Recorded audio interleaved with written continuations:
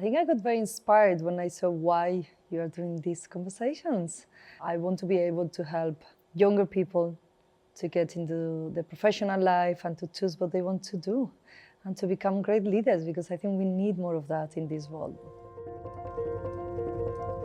I'm so happy you're here. Thank you for joining Rules to Thrive. We're episode 6. We're in London, and I'd love for you to tell our audience a little bit about you.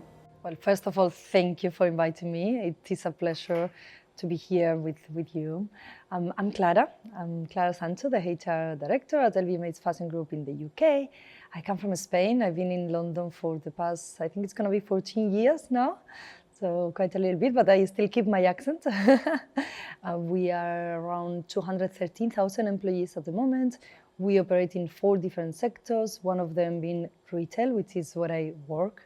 I look after 8 different brands for the UK mainly, but also we have some brands in Ireland, in the Nordics, and also we are doing an expansions for one of the brands, which is Marc Jacobs, in some countries in Europe. So that's also part of my scope. France, Italy, and Spain for them, and Amsterdam.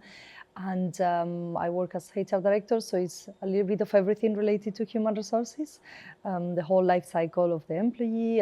But I'm very passionate about learning and development. I think the coolest part is the brands you work with. Can you tell us a little bit more?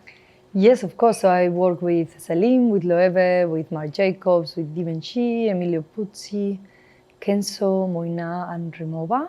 Amazing. Which they are all very different. They have their different personalities, DNAs, and 90% of our population here in the UK, or the population I cover, is around 440 employees, and they mainly work in retail in the stores. And it's something that is very close to my heart because my mom was the top seller for her company for over 30 years. Wow. Not working in retail, but as a salesperson. So it's something I want to make their lives better and make sure that they can grow and develop, and that it's, it's an exciting journey. And I think they are the soul of the group. Do you believe we can have it all? I do. How? From your perspective, being an incredible leader, being a mother, being married, and having so much passion for life, how can women have it all? What's your playbook?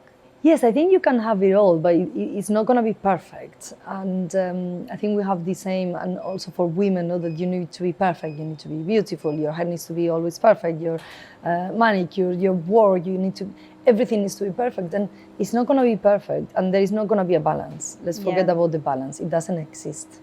Sometimes you're going to work more, sometimes you're going to spend more time with your family, sometimes you're going to be learning more, sometimes you're going to be doing more exercise. I mean, my babies too. I have done 0 exercise. I cycle to the office, so for me that's already a great exercise, but sometimes I cheat and I take the electric bicycles, and that's okay, but I do a little bit of exercise. It makes me feel good. And it's not going to be perfect, and some days I look better and others I don't, and that's totally fine. And some days you have better sleep, and sometimes you eat more healthy than others, and sometimes you spend more time with your husband, and other times doesn't happen because you need to work. So I think there is no balance. It's around finding what works for you in a different moment in life.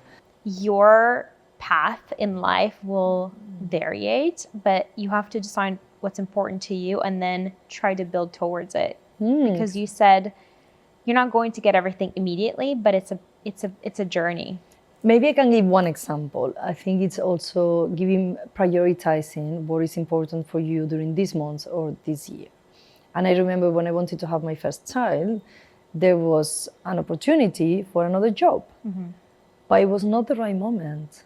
Why? Because I wanted to prioritize having my baby, and I had already delayed this for a long time. I have been trying, it didn't happen.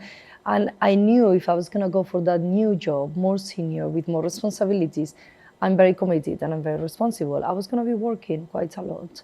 And probably there was going to be stress, because we know the first 6 months, first year, there's much more stress until you get to know how everything works and you leave your mark. And so it was not the right timing. And I did prioritize that over, maybe it was a dream job, but it's okay. Another dream job will come, and something probably that is more for me. Yeah. And better. So.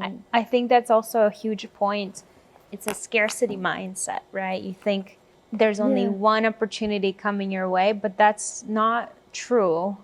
It depends on your priorities, but if you want it, you will find it, right? I think that's a really I agree. important point. So one question I have for you, young professionals, when they join a company, they have this feeling of excitement and fear, and they think they need to contribute from day one. And you said something very interesting. You said you need to have at least 6 months to 12 months till you really learn how things work and start making an impact. How long do you think someone should give themselves grace for as they're onboarding and starting a job? What's your advice on people who are starting a new job now? How should they set expectations for themselves? I do think the first 3 months is all about learning, listening, understanding, asking questions, and taking everything in.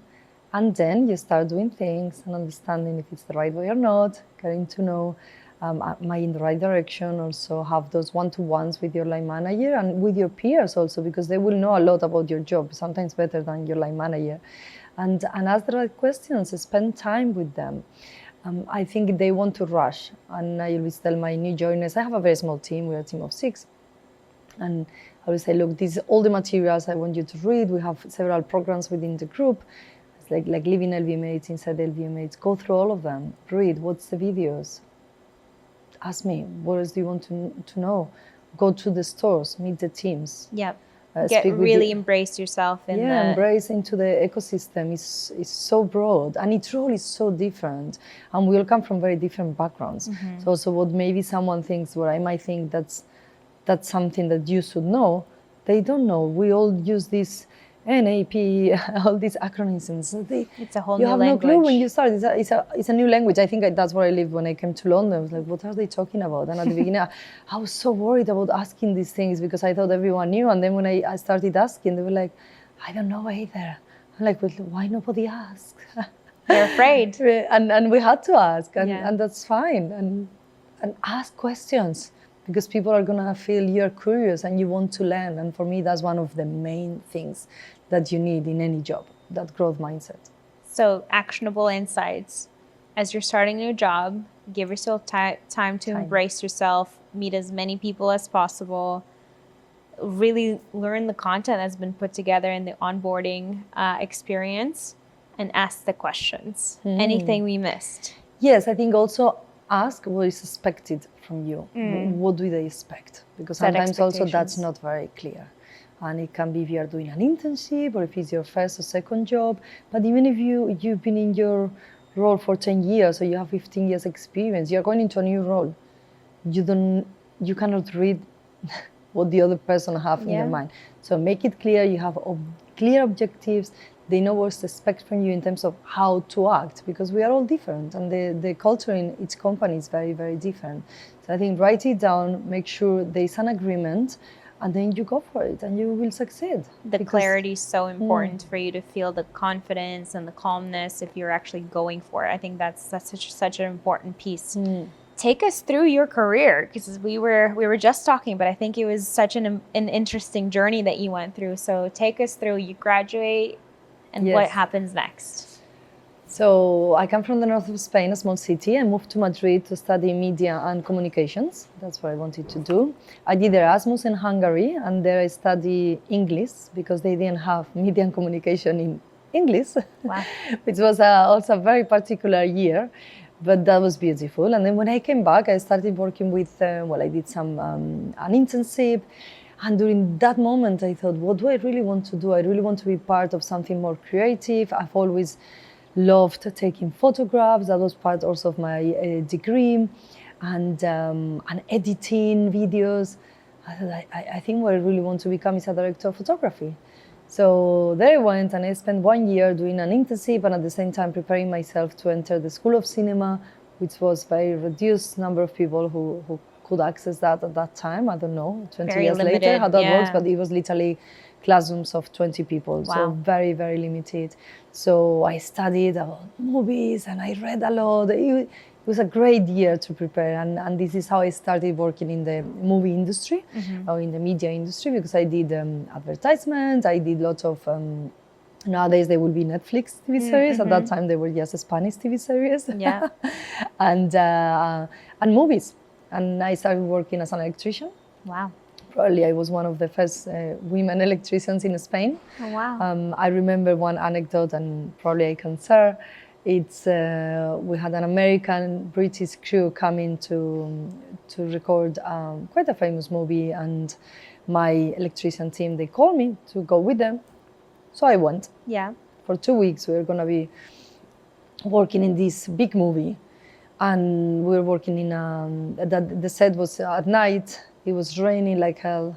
And before leaving the car, my boss told me, Clara, they didn't want a woman in the team. We really fight to have you here. So please, like, perform or behave, no? Yeah. At that time, probably they say behave. I would say perform now. I was like, why did you call me? And he said, yes, go and let's do it. I'm like, okay, let's go. I was already with my foot out of the car, 30 kilometers in the middle of nowhere. So I put my hoodie on and I said, okay, well, let's go for this. And it was a great night because I met Matt Damon. So that was a beautiful experience. Yeah. He's fantastic. Is he as beautiful as he's in? Oh, he's just lovely. He's absolutely adorable. I really like him as a person, and he's a fantastic, incredible actor. But I remember they were very surprised to have a woman, and then I realized they wanted me there because I spoke English and the others didn't. No, but it was my team, they will take me anywhere. But I felt very tiny during that moment. Then, hours later, that was totally fine. I blended very well with the director of photography, and that was great. But just to give you an anecdote of the type of role also that I was working in, and then slowly I moved into the camera team, which is that was my main objective, and I did lots of Spanish movies and lots of different things, and that was a very exciting time of my life. But then I decided, I was getting closer to my 30th birthday. I said, I'm not sure if this is what I really want for the rest of my life. And I have a reason that I know now. I didn't know at that time why. And I remember speaking with my mom, with my sister and some friends, and I started meeting people from more the corporate and asking, what do you do? To see if I could do something different, because the only role I knew was the camera team and the movies. Yeah.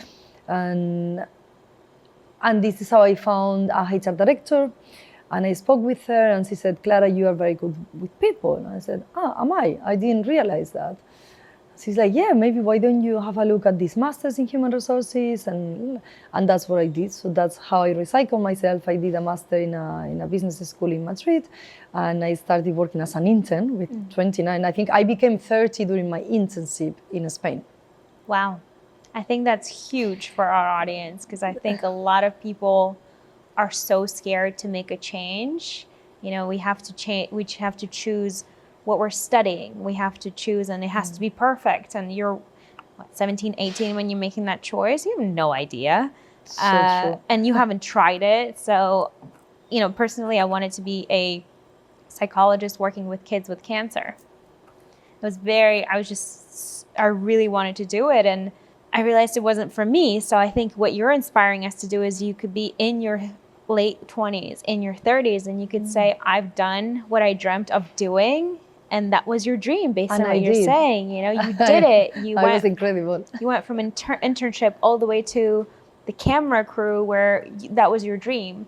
So my question to you, to get a bit more specific, how were you seeking out? How were you meeting people to get their perspective on the corporate world, and how did you meet the HR director who advised you? So I think I just put myself out there and asked my sister and other people that I knew who worked in offices. But the truth is, I didn't know many people who were outside my industry, which was the media industry. So as soon as I met someone who worked in something different, I was like, can I have a coffee? Yeah. Can I have a coffee with you? Would you mind? Would you have half an hour? Can I invite you for a glass of wine? And that was my plan. Let's try to see what I would like to do. You do marketing. So what do you do? And I was just asking questions. I was just being really curious, and generally, I wanted to understand how was the daily life. I wanted to see if the change was going to be worth it, and if I was going to enjoy doing that. And also, I was scared. So I was also thinking, am I able to do that?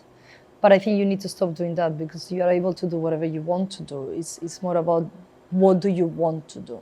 And that's it. And then you go for it. I didn't think I thought so much about it, luckily. Yeah, no, I think there's so much goodness to what you're saying. I think, one, people are afraid to seek out the information. And what you're saying is it shouldn't be as hard. You don't have to go build a massive network and ask people to be your mentor. It could be as simple as asking your family.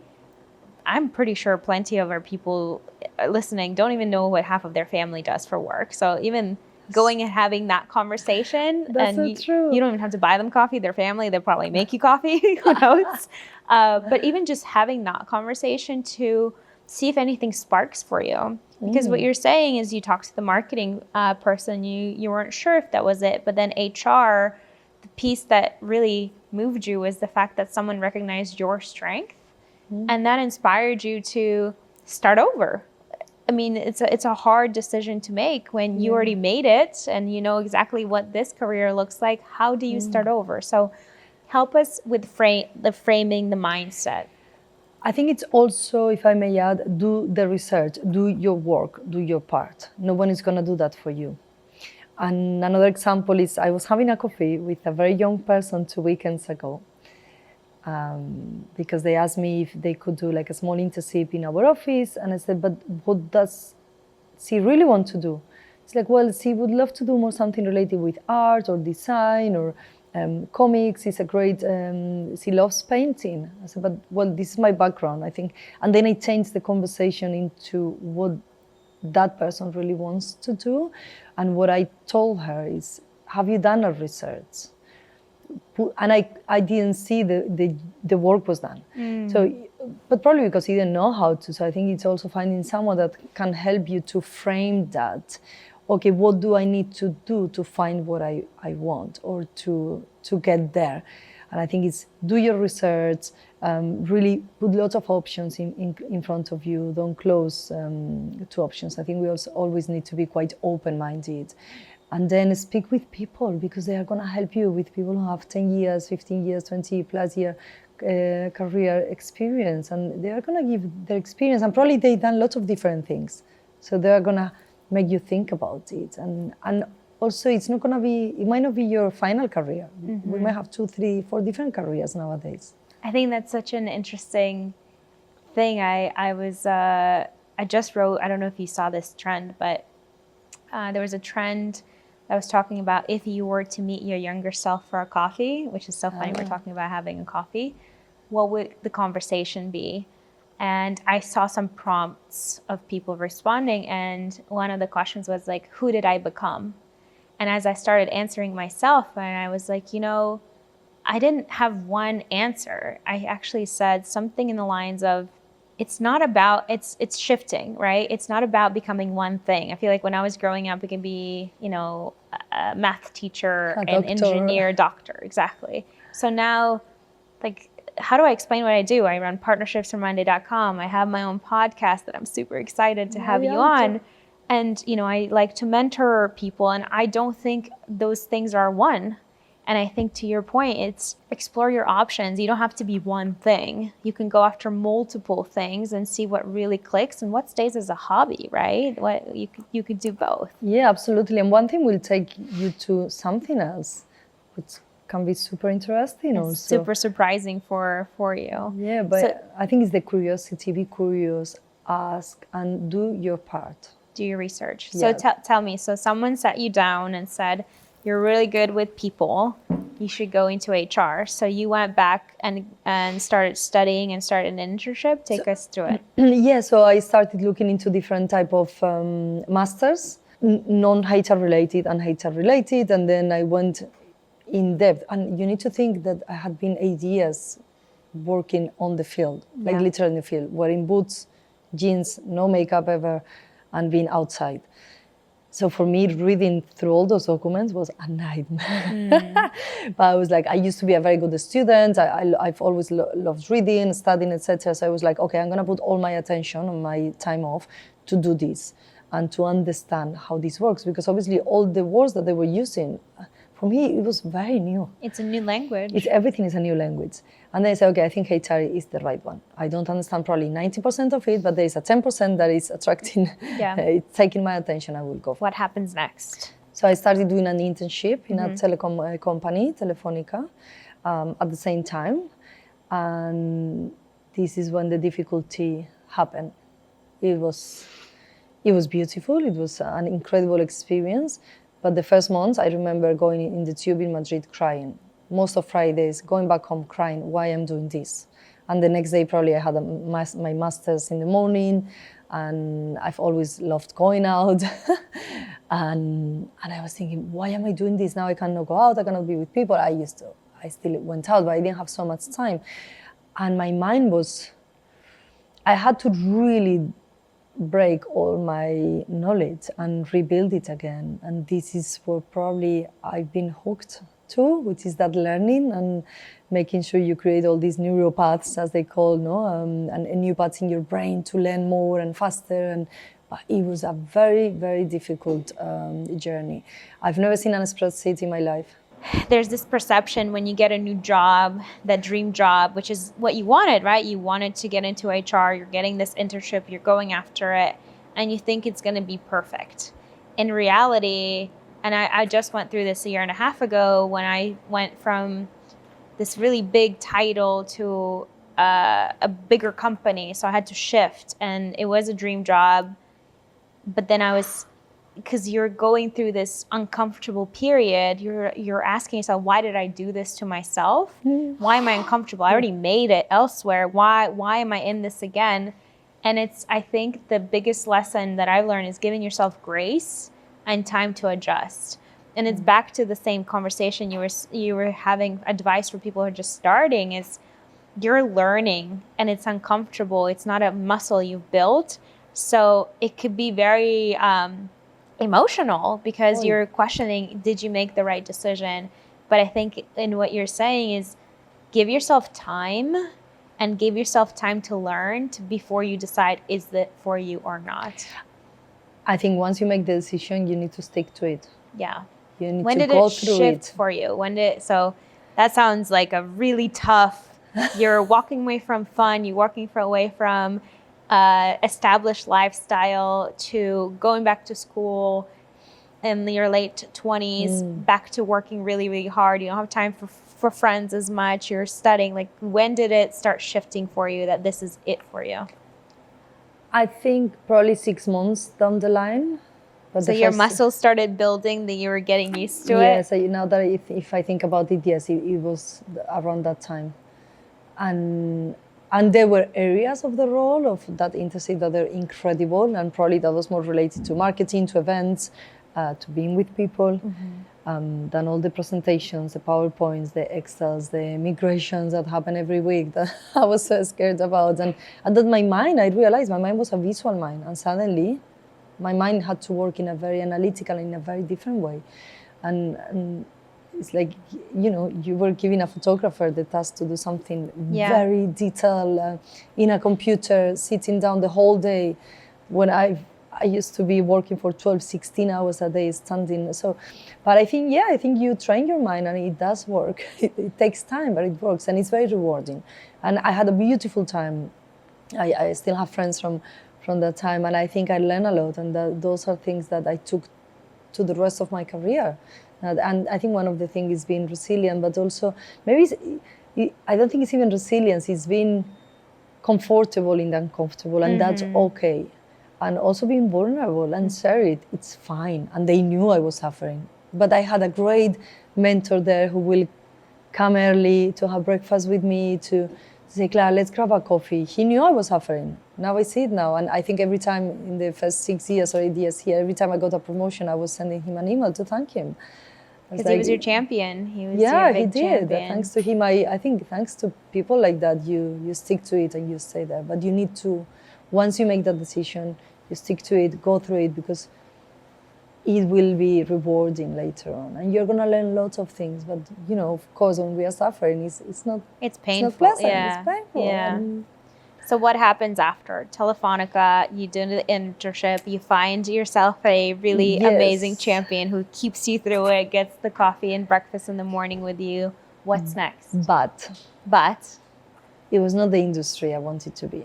I think I really wanted to be in an industry which was more creative. Obviously, at least what I thought is, okay, I've done this, but how could I connect this with my creative self and be a little bit more aligned with the values, with something that I really like, with something that I'm more passionate about. And I like technology, but I'm not passionate about technology. Yeah.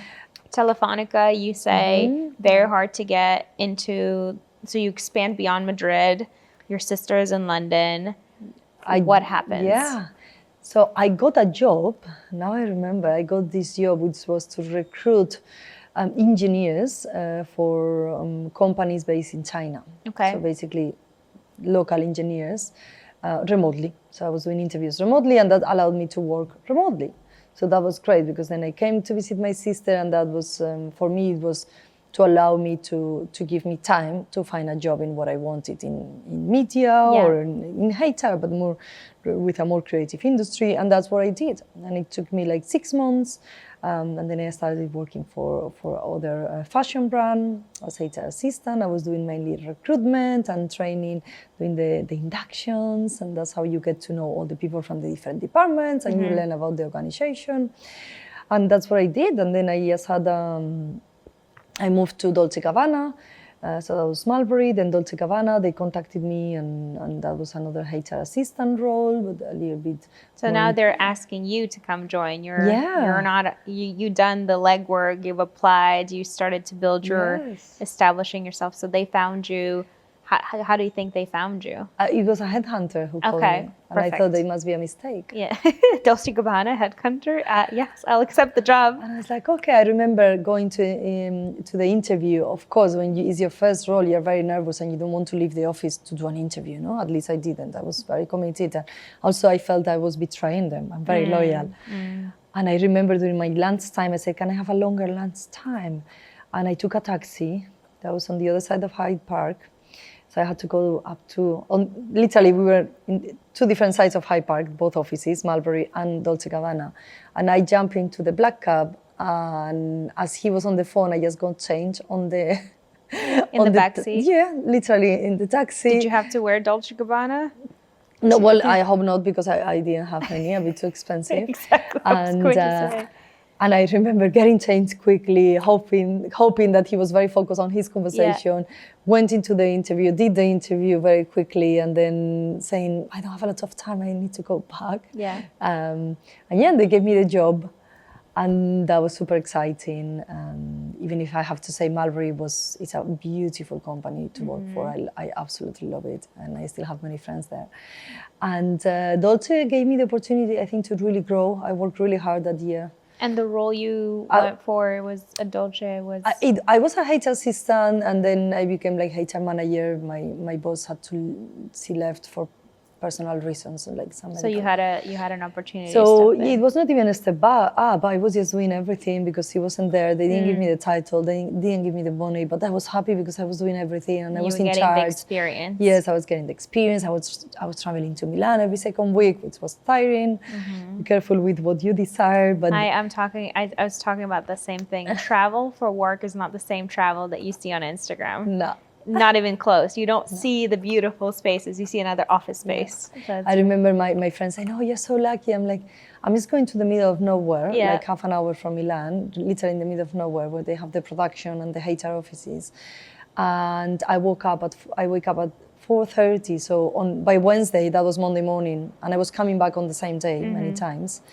On Wednesday, I was completely knackered. I remember I was so tired. And I was doing my CIPD qualification, which is HR qualification in the UK, just to have another HR local qualification. I thought that was important. Many people told me it was important if I wanted to grow. So I went and I did that. They told me that's what I needed, and I went to do it. But that was also a year I was preparing my wedding. Oh, wow. So everything happened at the same time. Obviously, my boss didn't plan to be out of work for such a long time, and I didn't plan, to have so much volume.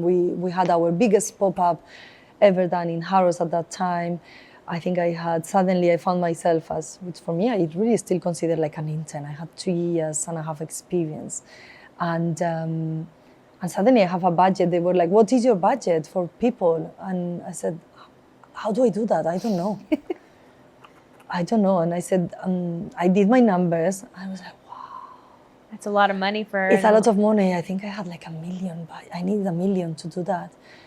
And they're like, okay, let's go for it. I was like, what do you mean? I was like, now I need to do it. Now I need to deliver that. Yeah. No, I remember it was very high. We had a massive budget. It was beautiful. It was absolutely incredible. We had even a show. They closed Harrods in the evening to have a show in the food hall, which if you've been there, it's just absolutely so stunning. Yeah. I buy my shoes there, which is the worst to spend. Yes. I can see that's all. That's all my investment is the shoes. That's very important. Yes, the shoes are the statement. If you don't remember anything I say, you'll remember I have really good shoes. And I think it was a great experience to see, okay, you can do more with no one telling you, because you just have to do it. You don't have to ask for permission. No, and you need to learn as you go. And that was a beautiful experience. And I had a very tough retail director at that time. We had lots of fights, but that was okay. I learned a lot, and I think I could see that I could help her also to be better and not to behave that way. So that was like, I think I have a power to influence people in that area.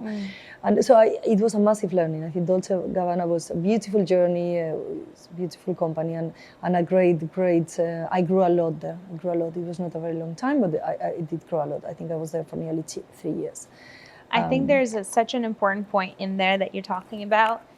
There's this perception of you start in your career and then you're a really good executive. No one really ever focuses to say, well, for you to be a good executive, you need to be exposed to these projects and opportunities and these risk-taking opportunities that you've seen. I mean, like, how do I build a budget? How do I hire people? How do I execute a project?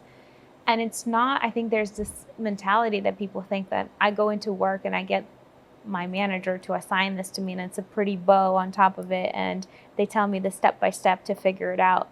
That's not reality. And it never happens this way. These are the messy experiences is what gets you to the next level, that executive title that everyone's kind of aspired to be. Yes. So that was your experience at Dolce. What happens after? Yes. I was having a meeting with a few headhunters and they said, we have a role. I was like, okay. In HR, I was like, okay, maybe I can ask my colleagues, all the HRs that I know. Like, it's for Loro Piana. I was like, well, maybe I don't ask anyone. Can I apply? Yeah. I told my husband, obviously, him being Italian, and he said, you need to get this job. I was like, okay, no pressure. And I thought, it's Loro Piana, a beautiful company. It was the next step in terms of role. Very similar to what I was doing. I have to say it was very, very similar. But in a more established company within LVMH. And I said, why not? Let's go and have those interviews. Yeah. Let's try. I hadn't been interviewing for nearly 3 years. And I said, let's explore.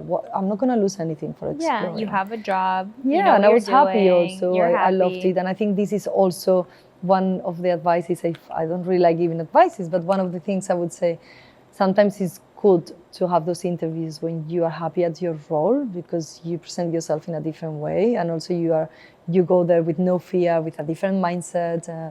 So it's like, if it happens, why not? Take and if it's appealing to me, we can go for it. But I think that changed your perception initially. If you remember, before you switched to Dolce & Gabbana, you felt like you were betraying. So I think that's a big shift in your career. And I think beyond the energy that you bring, you also get a chance to learn what the market is looking for. And do you have those skills that are now searched by very big brands, or even, it doesn't matter what brand, but are you within the role and the department you're in, do you have the skills that the market is currently looking for? I think that's also a really good perspective to get. So you're happy your husband's encouraging you to take the interview. So your energy is just amazing coming in. You know what you're doing. Tell us about the process. Yes, I met with the retail director, with Claire. I met with the global HR director. I met with the European HR director. I met with the EMEA GM. So This I met is where with you're everyone. talking about big companies now. Yeah, very big. They fly me to Italy, so it makes you also feel important. Very, very nervous. They make me wait, I remember, for an interview for a little bit, but I knew it was worth it. And I think in my last interview with the GM, he asked me, do you make mistakes? Yeah. Oh, yeah. I'm sure I do, and a lot. Obviously, the lot, I kept it for myself. But yes, I said, yeah, of course I do mistakes. And he said, I hope you make mistakes, because that means you're trying. That means you're trying new things and different things. Just don't make the mistakes 3 times. The But same keep mistake trying. 3 times. Yeah, exactly. Yeah. And I loved that. And that was the moment when I left and I said, I really want this job. Yeah. He was very inspiring. I think all the 3 women I met and him, they were all very inspiring. The way they spoke about the company, about their careers also. They shared about themselves and the expectations. And I think that was really beautiful. And I was coming back home and I was in the plane thinking, I want it. Now this is the dream job. Yeah, that was the dream job at that time. And it was a dream job. I started working with them only covering the UK. And then I remember during one of my appraisals, they asked me, what would you like to do? And I said, well, it would be nice to have another market. I think I'm ready. So they said, okay, fantastic. The Middle East is yours.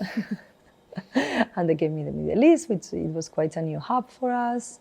And that was also, it was really like being super entrepreneurial, finding people. Obviously, we are part of the group, so there were some connections there, but we didn't know anyone, so I had to go and find them and knock at the door. Hi, I'm Clara.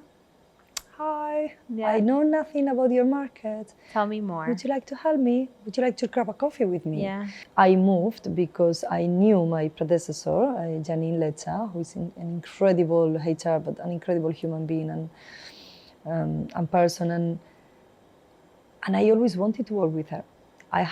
Going back to circles, I had a coffee with her when I came to London, or a few years after I arrived to London. I think I was introduced to her and I grabbed a coffee with her. And I remember wearing trainers because something happened to my toe, I twisted my toe.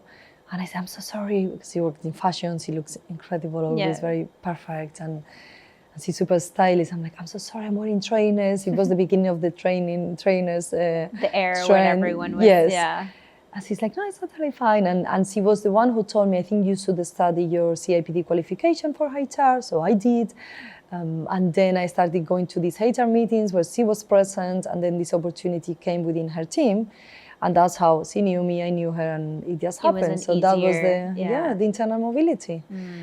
I think those connections are, when people think about mentors and champions, it's not like you go up to a random person and say, hey, can you become my mentor? It's a lot more natural when you're having a conversation and you're just having this very good connection and you want to continue having that conversation beyond today. Absolutely. I think it's so important to, you never know what's going to happen and how your paths will cross, like yours, is just to maintain that connection. And I think back to technology, it's so easy today with LinkedIn and messengers. Like I would absolutely encourage the human connection because that's where you build the trust more than anything. But I think there's just so much into your point of just continuing to build.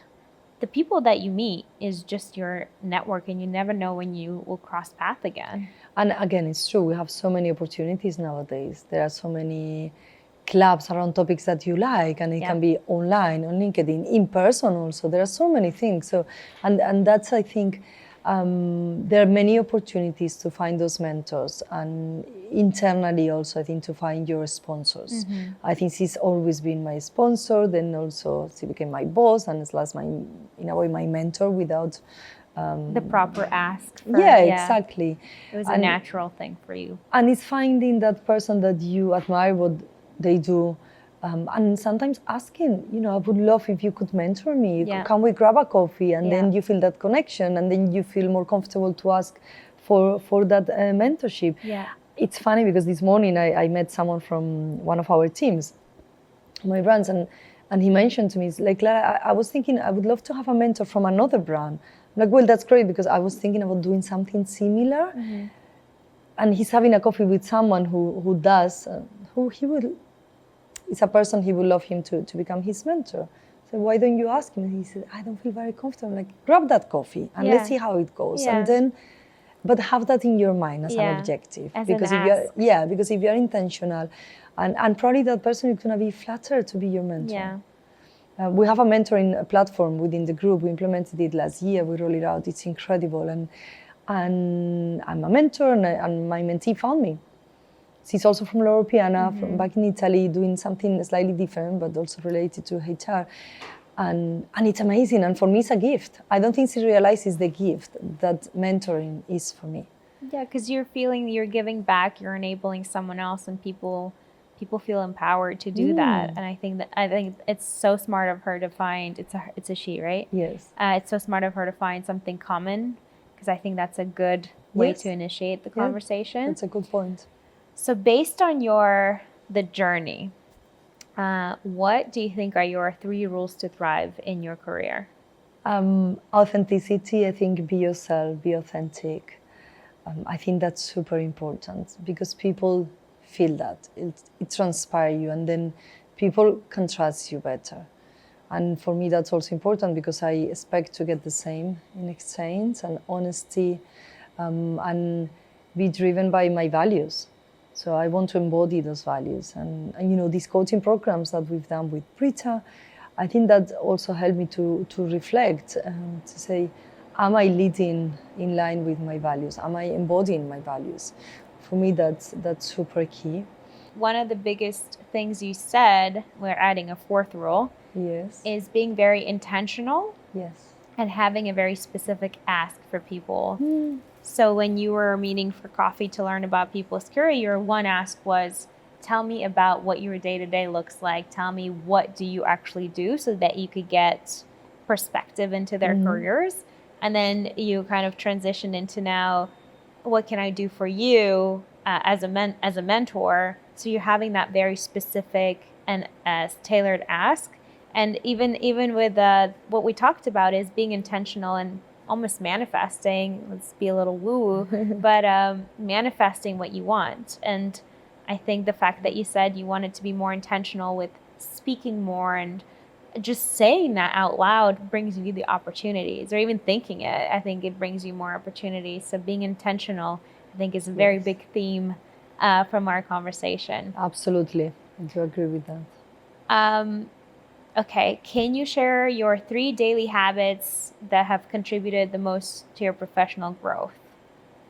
I think I have a few areas. So one area is about looking after myself, which is eating healthy, ensuring that I sleep. And I know with a 2-year-old baby, it's not so easy, but I try my best, even if I'm a late night person. And do the 3 moves, which the 3 M's, which I tell the teams, which is the moves, the meditation, and the music. Okay. I don't meditate so much, I think, since I have the baby, but I did a bit of meditation. I need it within some roles. What's your favorite way to meditate? I think it's just the breathing, and sometimes I was doing when I was walking, or maybe in bed. So maybe very calm music, and just breathe in and out, and just let the thoughts pass by, and that's it. So very simple. Sometimes I use Headspace as one of the apps, so I've used a few apps, but that's the one I really like at the beginning, and I know they have lots of videos, so I use them with the teams also. Yeah. And then the music, so I keep listening to the Spanish radio. Maybe that's why I keep having this strong Spanish accent, and cycle to the office, so do my moves. And moves is different for everyone. It can be just walk, maybe stop one tube station before so you can walk a little bit more. Some people go to a gym, swim. It can be dancing. It can be do something that you like. I love dancing at home, so that's also part of it. And I love moving. I'm always moving around. I can't stand still. So I think that's my let's say health part. Then I would say the second one is trying to learn something every day. And I was mentioning in our chat before, I'm not very methodical, but I'm curious. And if it's a small article or if it's something from work that a new word, and it can be like, oh, I didn't know this word in English, so let's do a little bit around that, and maybe that takes you to a Harvard article or something maybe more simple. It can be, or listen to a podcast whilst you are riding the bicycle to go to work. So you will always get something, and I think those small pills, during the time of lifespan, it's a lot of things that you can learn. And you can learn by having a conversation with someone from your team that is doing something very specific that you don't know about, or from a different team. So I think it's having that mindset, but trying to have a small learning pill on a daily basis. I love reading, but I don't read much now with the baby. Hopefully I will go back to that. Are you a novels? Yeah, I love novels. I love novels, but I love reading now articles and things more about HR also. So I have my magazine, People HR, which is the UK HR magazine. So I have, and I read a little bit about that. So that's great. It's just it makes a small difference. I think it makes us more interesting also, because those are conversation starters that you can have a much more interesting conversation than how was your day, right? It's one of those things, like if you read an interesting article, you can have that discussion at work with your peers, and it could lead to something a little bit more meaningful than the everyday chat. I love when my team talk about something that they learned, and it's so nice. Or if they invite you to a dinner or to a talk, go attend those moments. We are living in great cities where there are so many opportunities happening, and if you are not in a big city or there are not so many things online, there's so many things that you can nowadays have access to. It's more about making the time. I think that's the most challenging one, making the time. And I think there's something to it, there's so much that exists today, but I think, and you can choose based on hobby, book, you have book clubs, all this stuff, but I think there's also something to starting that yourself and inviting people you want to talk to. And I think that's how you build your circle of interest, and life becomes a little bit more interesting that way. So I love your 3Ms. Is that 3Ms? Yes. Okay. And sorry, I would like maybe we need to add a fourth one. Okay. Which is do something that you love every day. What is that for you? For me now it's more cooking or cycling to the office, because that's I need to cook regardless, but I'm lucky because I love it. And before I used to play saxophone. It was like a new hobby that I took on my 20s. I remember I bought the saxophone after my first movie. So I got a little bit of money and I said, okay, I went to this biggest store in Madrid, and that's what I did. And then I looked for a teacher, and the same here. And I found a Spanish teacher, which I was very happy. So you just make something that makes you happy, and it might not be every day, but every day something little. Maybe just listening to that Spanish radio program that you love for 10 minutes, and that's fine. It brings me a smile, it makes me feel familiar, connected, that's it. And connects you back to home, connects you back, What do you think is the biggest misconception about becoming a leader? There's a lot of people that strive to be a leader because that's the next thing, but I also have seen people be extremely successful as an individual contributor. So what have you seen people really think that is not true when you become a leader? But there's a lot of hard work, and there is a lot of things that, again, you don't know, and you don't have the answers, and there is no one to give you those answers. Because you're in the position to give the answers. You're in the position of making decisions, when I think you need to surround yourself with great people who help you to find those solutions together. And I think being a leader, sometimes they say it's a very solitude role, but I think, and it might be sometimes, there are some decisions, but I think it shouldn't be like that. I think that's the beautiful part of leading a team, that you have a team and that you can together go in the same journey. What is the most powerful career advice you've ever received? I was thinking about this, and I think probably it was, Clara, don't be scared of speaking up and share your ideas, because your opinion is very valuable. It's so important. And I think I was thinking about it for over a week because it's true. And sometimes still I am scared of maybe saying what I'm thinking. It depends who you are, no? Who you have around the room. How is the energy within the room? How much knowledge do you have about the topic, etc. But sometimes you know you have the knowledge, but there might be someone that you feel is at a different power level and you haven't managed to level that and you don't feel very comfortable and you are quiet and then you go home and it's like, why I didn't say that? Especially if you felt in your gut that was really important. Say it, speak up. And I think that's huge. I think I had a person on my team, and I like to hire people that are different and that have, I know I'm not perfect, so I always look for people who have skills where I don't have skills because that makes us a whole. Yeah, very good point. And I remember I hired someone who was just incredible. I think she could be a CMO, but she doesn't believe in herself. And I remember, I wanted to challenge her and put her in the rooms where she could be in those rooms to see that she fits and that she's valid. And I was so adamant about it. But when she was in that room, she got in her head to say, like, I don't belong here. Yeah. When I have my one-on-ones, I'm like, your ideas, your execution, the way you own it fully is what makes you different. So it took me a long time to say, your ideas matter, and I have you in the room not because I want you in the room. I need you in the room for your ideas. So I think there's a big piece around people doubting why they're there, and it's the imposter syndrome. I know we talk about the syndrome, but you're at the table, so take advantage. I think that's what you're... Absolutely, yes. And I still have those moments. And of course. I think when you email me, that's a perfect example. I was like, Olga, are you sure I'm the right person? Are you sure you want me to come and speak? Yes. Why? And which I really appreciate, and I'm very happy to be here. For our audience, this is really funny. So I look for people, whether it's in a chief network or within, so if we go to a different city, I look for leaders. And when I reached out, the email I got back is, are you sure you're looking for me? Are you sure you want me to invite me to speak? Yes. And I'm so happy you made it. I'm so happy you're here. I think this has been incredible. So thank you for sharing your journey with us, your advice with us, and just the tips and tricks. I have a very unorthodox question to ask you. Go for it. If you had $1 million to donate to a nonprofit, and the reason we like to ask this is the world feels really heavy right now. And we really believe that it starts with us.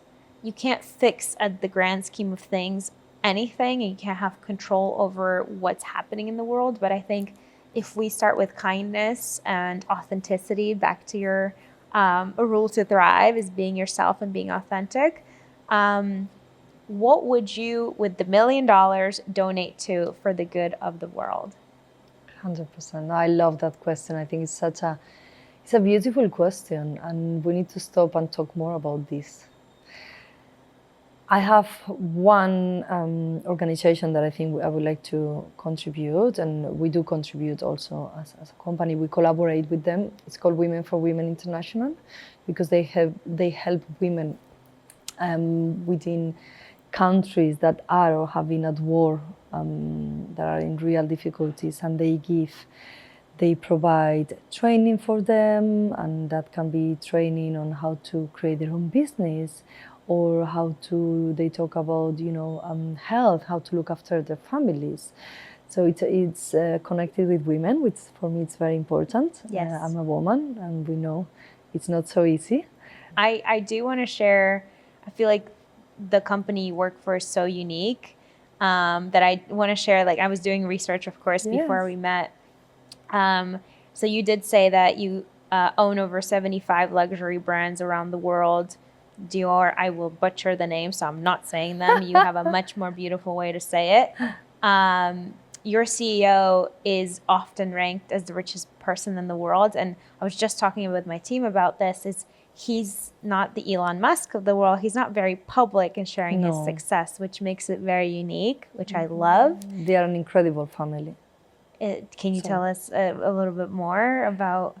No, I think they've run a great business, and they are they do look after their employees, and for me, they want to keep the craftsmanship and the savoir-faire of all these different maisons, and that's absolutely beautiful. There is a lot of respect across the brands about what they do, and I think that's very important. And creates a big culture for the team. And especially with such massive brands. Yeah, in some of the production sites, we have 4 and 5 generations working there. That's crazy. I love that. And I think the one that was really, really fun, I had no idea that LVMH owns Sephora. Yes, yes. So that's a super, and my last and Tiffany.